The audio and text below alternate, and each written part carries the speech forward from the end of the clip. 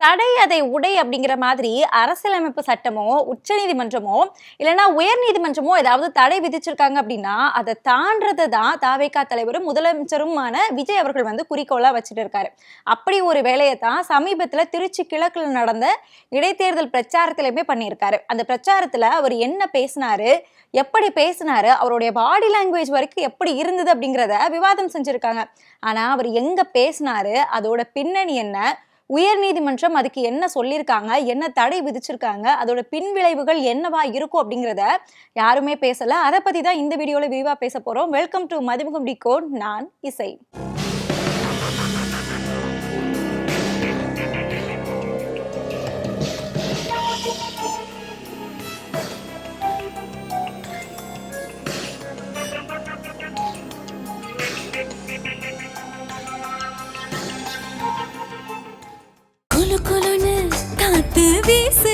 உங்கள் சத்யாவில் குளு குளு ஏசி ஆஃபர்.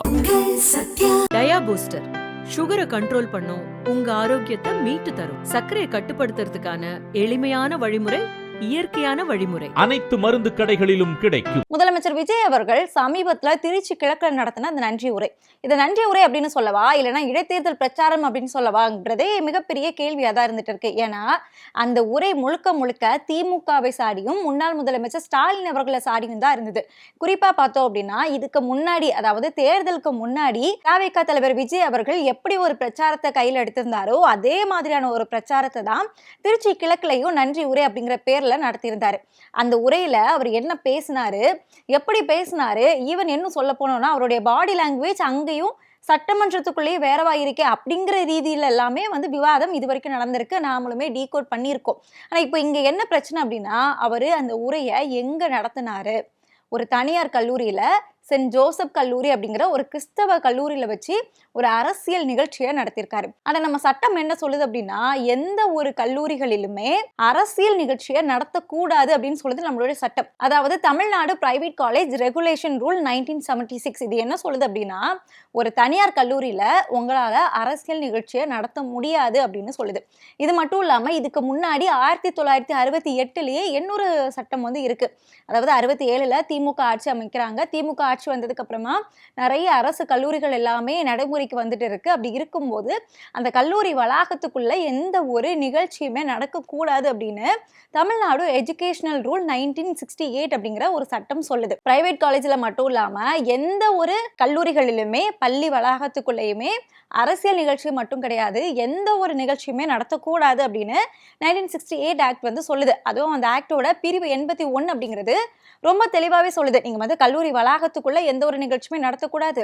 ஸோ வளாகத்துக்குள்ள நடத்தக்கூடாது அப்படிங்கிறதுக்காக கல்லூரியை விட்டு ஒரு 3 கிலோமீட்டர் தள்ளி அந்த கல்லூரியை சார்ந்த மைதானம் இருக்கு, விளையாட்டு மைதானம், அந்த கிரவுண்டு பிளே கிரவுண்ட் அப்படிங்கிறது கொஞ்சம் தள்ளி இருக்கு அப்படிங்கிறதுக்காக அந்த கிரவுண்டில் வச்சு நம்ம நிகழ்ச்சி நடத்திக்கலாம்னு நினைச்சீங்கன்னா அதுவுமே இந்த சட்டத்துக்கு கீழே ஒரு குற்றம் அப்படின்னு வருது.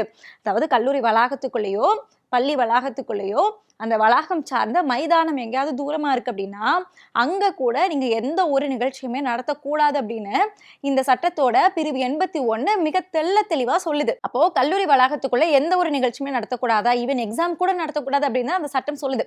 ஸோ அப்படியெல்லாம் இருக்க முடியாது, இதுல ஒரு சில எக்ஸப்ஷன்லாம் கொடுக்கணும் அப்படின்னு தான் இந்த 1976, அதாவது 1976ல பிரைவேட் காலேஜ் ரூல் அப்படின்னு சொல்லிட்டு ஒன்று எடுத்துட்டு வராங்களா. நான் ஆரம்பத்துல சொன்னேன்ல, அந்த சட்டம் வந்து ஒரு சில எக்ஸப்ஷனை எடுத்துட்டு வராங்க. அதாவது நீங்க கல்லூரிக்குள்ள எல்லா நிகழ்ச்சியுமே நடத்தக்கூடாது அப்படின்னு சொல்ல முடியாது.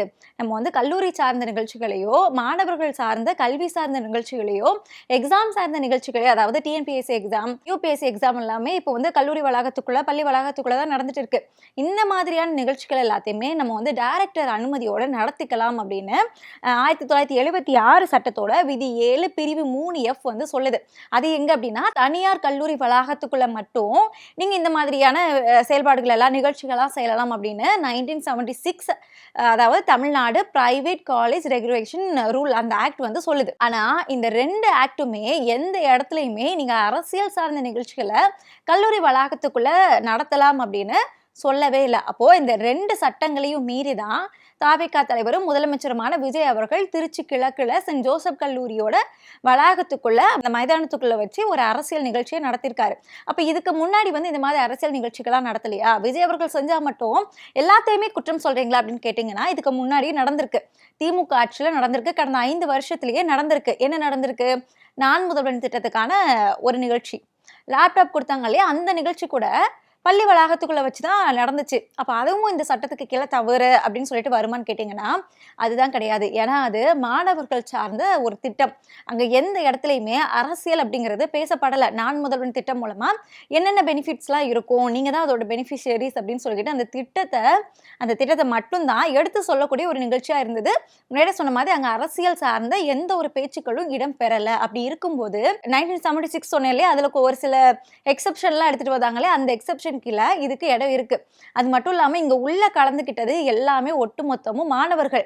ஒரு கல்லூரி வளாகத்துக்குள்ள மாணவர்களுக்கான நிகழ்ச்சி நடக்கலாம், அதுக்கு வாய்ப்பு இருக்கு. ஆனா அப்படியே நம்ம இங்க தாவேகாவுக்கு வந்தோம்னா, தாவேகா தலைவர் விஜய் அவர்களும் முதலமைச்சர் விஜய் அவர்கள் நடத்தின அந்த நிகழ்ச்சி, அந்த நன்றி உரையில உள்ள இருந்தது மொத்தமும் தாவேகா நிர்வாகிகள் 5000 பேரை கூட்டி வச்சிருந்தாங்க. இதுக்கு முந்தைய ஆட்சியில 5000 பேருக்கு மட்டும்தான் அனுமதி கொடுக்குறாங்க அப்படிங்கிற ஒரு குற்றச்சாட்டை முன் வச்சுட்டு இப்போ முதலமைச்சர் அவர்களா விஜய் அவர்கள் தான் இருக்கிறாங்க. அப்படி இருந்துமே தாவேகாவுக்கு பாவம் 5000 பேருக்கு தான் லிமிட் கொடுத்துருக்காங்க.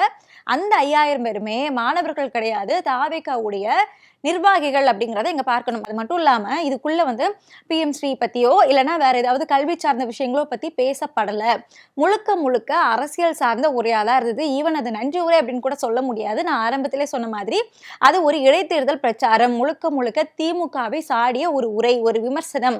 அதுல அவர் பேசினது ஒரு முதலமைச்சருக்கான உரை கூட கிடையாது. கிண்டல், கேலி, நையாண்டி, ஏதோ ஒரு சினிமா டயலாக் பேசுற மாதிரி பஞ்ச் டயலாக் எல்லாத்தையுமே சேர்த்து TR ராஜேந்திரன் அவர்கள் எழுதி கொடுத்திருப்பாருன்னு நினைக்கிறேன். அந்த மாதிரி ஃபுல் பஞ்ச் டயலாக்கோட நக்கலும் நையாண்டியும் கிண்டலும் கேலியுமான ஒரு திமுகவை விமர்சனம் செஞ்ச ஒரு உரையாத அந்த உரை முழுக்க இருந்தது. அப்படி பார்க்கும்போது இப்படி ஒரு உரையை கல்லூரி வளாகத்துக்குள்ள நடத்துறது இதுக்கு முன்னாடி குறிப்பிட்ட அந்த 2 சட்டப்படி குற்றம். ஏற்கனவே 2017 டிசம்பர் 2ல இருந்து கிட்டத்தட்ட ஒரு 45 நாளைக்கு அரசு சார்ந்த ஒரு பொருட்காட்சியை திருச்சியோட சிக்கண்ணா அரசு கல்லூரியில நடத்தலாம் அப்படின்னு அப்போதைய அதிமுக அரசு ஒரு திட்டமிடுறாங்க. அதுக்கான ஏற்பாடுகள் எல்லாமே நடந்துருச்சு. அப்படி நடந்ததுக்கு அப்புறமா இப்படி ஒரு நிகழ்ச்சியை நீங்க அரசு கல்லூரிக்குள்ள நடத்துறீங்களே, இது மாணவர்களோட கல்வியை பாதிக்காதா அப்படின்னு ஒரு பொது நல வழக்கு தொடுக்கப்படுது உயர்நீதிமன்றத்துல. அந்த உயர்நீதிமன்றத்தோட அரசு வழக்கறிஞரா அப்ப ஆஜராகிறது யார் அப்படின்னா விஜய் நாராயணன் அவர்கள் தான்.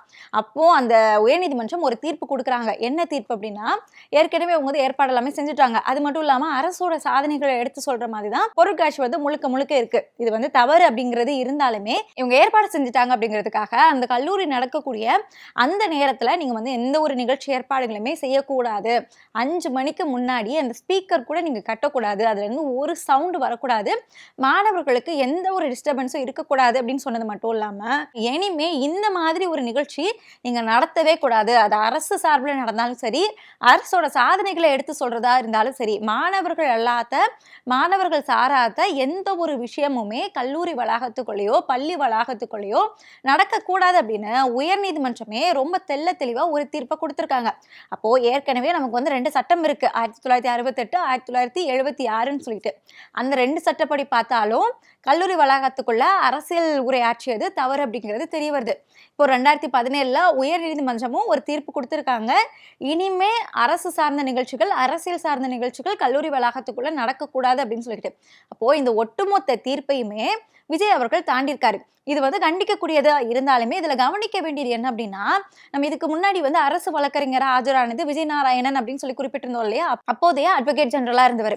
அதே அட்வொகேட் ஜெனரல் தான் இப்போ இருக்கக்கூடிய தாவேகா அரசுக்கும் விஜய் அவர்களுக்கும் அட்வொகேட் ஜெனரலா இருக்கிறாரு. அப்போ விஜய் அவர்களுக்கு இப்படி ஒரு சட்டம் இருக்கு அப்படிங்கிறது தெரியாது அப்படின்னு எடுத்துக்கிட்டாலுமே ஒரு அட்வொகேட் ஜெனரலுக்கு கூடவா இது மறந்திருக்கும். ஏன்னா அவர் தான் அந்த வழக்குலையுமே ஆஜராகியிருக்காரு. அப்ப அவராது எடுத்து சொன்னாரா இல்லையா? அப்படி எடுத்து சொல்லியுமே அதை நான் தாண்டுவேன் அப்படின்னு சொல்லிக்கிட்டு விஜய் அவர்கள் அந்த தடையை மீறி இப்படி ஒரு நிகழ்ச்சியை நடத்தியிருக்காரா? ஏன்னா ஏற்கனவே தடையை மீறுறது விஜய் அவர்களுக்கு புதிதாக ஒரு விஷயம் கிடையாது. கோவில்களுக்குள்ளேயோ இல்லைன்னா சர்ச்சுக்குள்ளேயோ தர்காக்குள்ளேயோ நீங்க அரசியல் சார்ந்த நிகழ்ச்சிகளை செய்யக்கூடாது, உங்களுடைய அந்த சின்னங்களையோ அதை பிரதானப்படுத்தக்கூடிய எந்த ஒரு விஷயங்களையுமோ அந்த கொடியவோ நீங்க எடுத்துட்டு போகக்கூடாது அப்படின்னு சட்டம் இருந்தும் உச்சநீதிமன்ற தீர்ப்பு இருந்துமே அதையும் மீறி கோவில் சர்ச்சுக்குள்ள முட்டி போட்டு பிரார்த்தனை செஞ்சாரு, கழுத்துல தாவேக்கா கொடியை போட்டுட்டு. அது ஏற்கனவே ஒரு சர்ச்சையாச்சு. அதுக்கப்புறமா குழந்தைகளை நீங்க பிரச்சாரத்துக்கு, அரசியல் பிரச்சாரத்துக்கு பயன்படுத்தக்கூடாது அப்படிங்கிற ஒரு தடை இருக்கு. அந்த தடையை மீறி முழுக்க முழுக்க குழந்தைகளை மட்டுமே பயன்படுத்தி இன்னைக்கு முதலமைச்சரா வந்து உட்கார்ந்துருக்காரு. ஸோ அந்த தடையுமே மீறி இருக்காரு.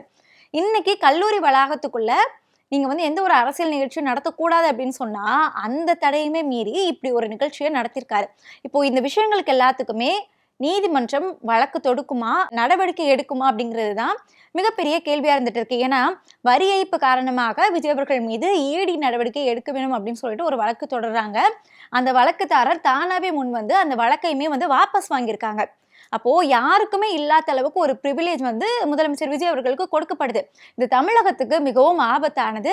இதை வந்து நீதிமன்றங்கள் தாமாவே முன் வந்து விசாரணை செய்யுமா அப்படிங்கிறது தான் இப்போ கேள்வி. அது மட்டும் இல்லாம இதோட பின்விளைவுகள் எப்படி இருக்கும் அப்படின்னா, இப்போ கல்லூரி வளாகத்துக்குள்ள, அது ஒரு கிறிஸ்தவ கல்லூரி வளாகத்துக்குள்ள கிறிஸ்தவர் அப்படின்னு தன்னை அடையாளப்படுத்தி கொண்ட திரு ஜோசப் விஜய் அவர்கள் போய் ஒரு அரசியல் சார்ந்த நிகழ்ச்சியை நடத்துறாரு அப்படின்னா அந்த கதவை வந்து திறந்து வச்சிருக்காரு. இத்தனை நாளா தடை அப்படின்னு இருந்ததை அந்த தடை எல்லாமே உடைச்சிட்டு விஜய் அவர்கள் வந்து உள்ள போயிருக்காரு அப்படின்னா அந்த கதவு வந்து ஓப்பன் ஆயிடுச்சு. இப்போ யாரு வேணா பின்னாடியே வரலாம். ஈவன் RSS கூட சாகாக்களை கல்லூரி வளாகத்துக்குள்ள நடத்தலாம். ஏற்கனவே மதுரையில ஒரு பள்ளியில RSS சாகாக்கள் நடத்துறதுக்காக உள்ளேயே முகாமிட்டு இருந்து அதை வந்து சட்ட ரீதியா திமுக ஆட்சியில அதை வந்து துரத்தி தள்ளப்பட்ட அந்த விஷயம் கூட நமக்கு வந்து நினைவு இருக்கும்.